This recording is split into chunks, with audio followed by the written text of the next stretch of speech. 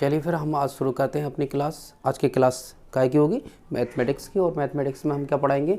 आज पढ़ाएंगे discriminant of quadratic equation, यानी कि जो है द्विघात समीकरण का व्युत्क्रम ज्ञात करना और मूलों की प्रकृति बताना। ठीक है, तो सबसे पहले हम जो है व्युत्क्रम ज्ञात करेंगे और मूलों की प्रकृति बताएंगे। तो व्युत्क्रम ज्ञात करने की कुछ शर्तें हैं कि अगर हमारा व्युत्क्रम जो है इनमें से किसी भी शर्त को जो है अपने फॉलो करता होगा तो मूलों की प्रकृति इसमें से क्या होगी। तो सबसे पहले हम ज्ञात करते हैं व्युत्क्रम अगर हमारा डी इक्वल होता है b² माइनस के 4ac और यहाँ पर लिखा मूलों की प्रकृति। इन शर्तों में से पहला शर्त है हमारी धनात्मक, अर्थात यानी जो व्युत्क्रम हमारा डी वो धनात्मक होगा, यानी कि 0 से बड़ा होगा और पूर्ण वर्ग होगा। पूर्ण वर्ग से यहाँ पर ये है कि यहाँ पर जो है 4 हो सकता है, ये भी 2 का वर्ग होता है, 3 होता 9 होता है, ये 3 का वर्ग होता है, 4 का वर्ग 16 होता है, इस प्रकार 5 का वर्ग 25 होता है। तो इस तरीके की अगर शर्त यहाँ पर पाई जाती है कि धनात्मक यानी व्युत्क्रम जो है वो धनात्मक आता है और पूर्ण वर्ग आता है, तो वहाँ पर मूलों की प्रकृति क्या होगी? वास्तविक, परिमेय तथा असमान होगी। ठीक है, इस प्रकार दूसरा पॉइंट है धनात्मक, अर्थात यानी व्युत्क्रम जो है वो हमारा धनात्मक होगा, यानी कि 0 से बड़ा होगा परंतु पूर्ण वर्ग नहीं होगा। पूर्ण वर्ग नहीं होगा, जैसे यहाँ पर हमारा 4 आया था, यहाँ 5 हो सकता है, 9 आया था यहाँ पर 10 हो सकता है, 16 आया था यहाँ पर 15 हो सकता है, 25 आया था यहाँ पर 26 हो सकता है। तो ये धनात्मक तो हैं, 0 से बड़े तो हैं, लेकिन ये पूर्ण वर्ग नहीं है। ये धनात्मक हैं लेकिन 0 से जो है वो हमारे बड़े हैं लेकिन पूर्ण वर्ग नहीं है। तो हम इसको क्या कह सकते हैं? तो ऐसी कंडीशन में हमारे जो मूलों की प्रकृति होगी वो वास्तविक होगी और अपरिमेय होगी तथा असमान होगी। ठीक है, और हमारा तीसरे पॉइंट में क्या कहेंगे हम? तीसरे पॉइंट में है ऋणात्मक, अर्थात डी का मान जो है वो 0 से छोटा हो और 0 बड़ा हो। ठीक है, 0 का मान, यहाँ डी का मान जो होगा वो 0 से क्या होगा? छोटा होगा और ऋणात्मक होगा। तो हम क्या कह सकते हैं? मूलों की प्रकृति क्या होगी? अवास्तविक अर्थात काल्पनिक होगी। मूल कैसे होंगे? अवास्तविक होंगे और क्या होंगे? काल्पनिक होंगे। अब चौथे नंबर में है यदि व्युत्क्रम हमारा शून्य होगा, यानी कि डी का मान जो है 0 आ जाएगा। ठीक है, किसी शर्त में डी का मान क्या आएगा? शून्य आ जाएगा, तो वहाँ पर क्या होगा? हमारा मूलों की प्रकृति क्या होगी? वास्तविक, परिमेय तथा समान। तो मूल क्या होंगे? वास्तविक और परिमेय समान होंगे। ठीक है, अब ये तो हमारे मूलों की प्रकृति हो गई। अब हम यहाँ पर जो है द्विघात समीकरण के व्युत्क्रम ज्ञात करने की विधि बता रहे हैं कि हम व्युत्क्रम जो है सबसे पहले हमारी समीकरण दे रखी होती है और समीकरण जब हमारी दे रखी होगी तो हम उसका जो है व्युत्क्रम कैसे ज्ञात करेंगे। ठीक है, इस प्रकार हम जो है द्विघात समीकरण के व्युत्क्रम ज्ञात करेंगे। व्युत्क्रम ज्ञात करने की विधि है सबसे पहले है सर्वप्रथम द्विघात समीकरण को मानक रूप में लिखते हैं। जो हमारी द्विघात समीकरण होती है उसको हम क्या करते हैं? मानक रूप में लिखते हैं। जैसे मानक रूप हमारा ये आ गया कि कहीं पर जो है 1 बटा यानी 3 बटा 4x² और प्लस का 3x और प्लस 6 = 0 दे रखा है। इस तरीके से कहीं पर जो है समीकरण हमारा दे रखा है, तो उस समीकरण को हम कैसे लिख सकते हैं? उस समीकरण को हम लिख सकते हैं मानक रूप में कि ये जो हमारा बटे में दे रखा है तो इसको हम सब में मल्टीप्लाई करने के बाद में 0 के बराबर इस समीकरण को जो है ax² प्लस का bx प्लस c = 0 के रूप में लिखना है। इसको हम मानक समीकरण कहते हैं। ठीक है, जो हमारा ax² प्लस के bx प्लस c = 0 है तो इसको हम मानक समीकरण कहते हैं। तो ये दी गई समीकरण को हम सबसे पहले इस रूप में लिखेंगे। तो कैसे लिख सकते हैं हम? देखिए 3x² ये हो जाएगा हमारा। यहाँ पर हम सब में जो है बल लगा के क्या कर देंगे? एक एलसीएम ले लेंगे। इसका सब में बल लगा के क्या लेंगे? 4 एलसीएम ले लेंगे और बराबर हमारा 0 चल रहा है। तो यहाँ पर हमारा 3x, यहाँ पर जो 4 है इसको भाग करेगा इस वाले जो हमने अभी हर लिया है, इसका अंश हर का जो एलसीएम लिया था तो उसको भाग करेगा। 4 बन जा 4, यानी कि 3 में जो है मल्टीप्लाई कितने से हो जाएगी? 1 से, तो 3x² हो जाएगा।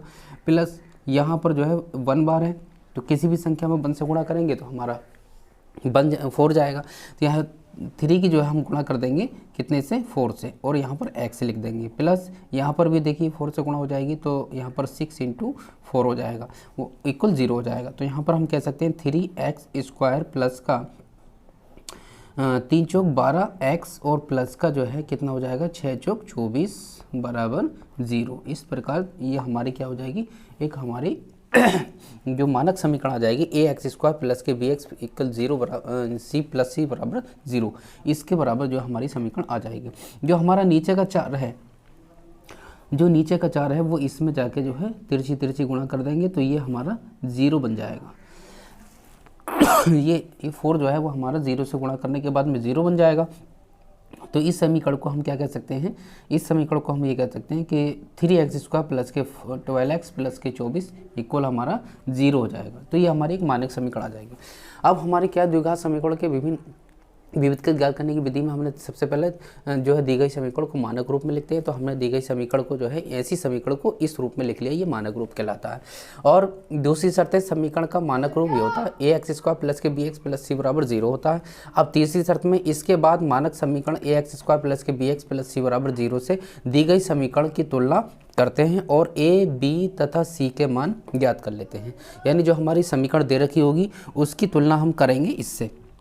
देखिए a है, यहाँ पर a की जगह पर यहाँ पर 3 आ गया, b है, b की जगह पर यहाँ पर 12 आ गया, c है, c की जगह पर यहाँ पर 24 आ गया। ठीक है, इस तरीके से हम कंपेयर कर लेंगे। चौथा पॉइंट है हमारा अब विविध कर के सूत्र d इक्वल b² माइनस के 4ac से जो है अभी समीकरण का विविध कर हम ज्ञात कर लेते हैं। ठीक है, इस प्रकार हम इसका जो है विविध कर ज्ञात कर लेते हैं। अब अगर हम यहाँ का इसका विविध कर जो है ज्ञात करेंगे तो कोई हम समीकरण मान लेते हैं। देखिए विविध कर ज्ञात करके देखते हैं। हमारा समीकरण होता है हमारा 9x² माइनस के 12x और प्लस का 4 इक्वल 0। ठीक है, ये है 9x² और माइनस का 12x प्लस 4 इक्वल 0। ये हमने कोई समीकरण मान लिया अपनी तरफ से। ठीक है, तो यहाँ पर हम कंपेयर करेंगे इसकी समीकरण की ax² और प्लस का bx और प्लस c इक्वल 0, इससे कंपेयर करेंगे इसकी हम। ठीक है, तो यहाँ पर a की जगह पर क्या हो जाएगा, यहाँ पर 9 लिखा हुआ है ये। ठीक है, तो a इक्वल क्या हो जाएगा हमारा 9 हो जाएगा और b इक्वल क्या हो जाएगा चिन्ह सहित माइनस के 12 हो जाएगा और c इक्वल क्या हो जाएगा हमारा 4 हो जाएगा। ठीक है, तो यहाँ पर हम क्या कर सकते हैं, इसकी कंपेयर करेंगे तो अब हम d निकालेंगे। d क्या होता है हमारा, d बराबर होता है b² माइनस का 4ac विविध कर। ठीक है, तो b की जगह पर हमारा क्या है 12 है माइनस के, तो माइनस के 12 लिख देंगे हम, इसका होल स्क्वायर कर देंगे। ठीक है, माइनस हो गया 4 ऐसे ही रहा, a की वैल्यू 9 है। ठीक है, गुणा और c की वैल्यू कितनी है, c की वैल्यू कितनी 4 है। ठीक है, ये 4 है। जो इस तरीके से हम 12 की जब हम होल स्क्वायर करेंगे तो हो जाएगा 144। ठीक है, माइनस 9 चौक 36 और 36 की हम 6 से गुणा करेंगे तो कितना हो जाएगा देखिए 36 से 6 से गुणाएंगे, 6 चौक 24 के 4 हासिल लगा 2 और कितना बचा 3 चौक 12 और 2 9 चौक, देखिए 9 चौक 36 के हम कितने से गुणा करते 4 से गुणा करते, 36 के कितने से गुणा करेंगे हम 4 से, तो 4 छंग 24 के 4 से लगे 2, यहाँ पर 144 आ जाएगा। ठीक है, 144, तो यहाँ पर 144 से 144 क्या हो जाएगा हमारा बराबर 0 आ जाएगा। यानी तो d का मान हमारा कितना आया 0 आया। ठीक है, जब हमारा d का मान 0 आया तो ये मान के चलें इन शर्तों में से कौन सी शर्त लागू हो रही है, यानी अभिवित कर जो हमारा 0 आ गया, d का मान 0 आ गया, तो यहाँ पर मूलों की प्रकृति क्या होगी वास्तविक परिमेय तथा समान। मूलों की प्रकृति क्या होगी वास्तविक परिमेय तथा समान होगी। इस तरीके से रिद्धाचार्य का सूत्र है हमारा x बराबर होगा माइनस के b plus minus √b² minus के 4ac/2 है, d बराबर होगा b² माइनस के 4ac जो कि हमें विदित कर दे रखा होता है।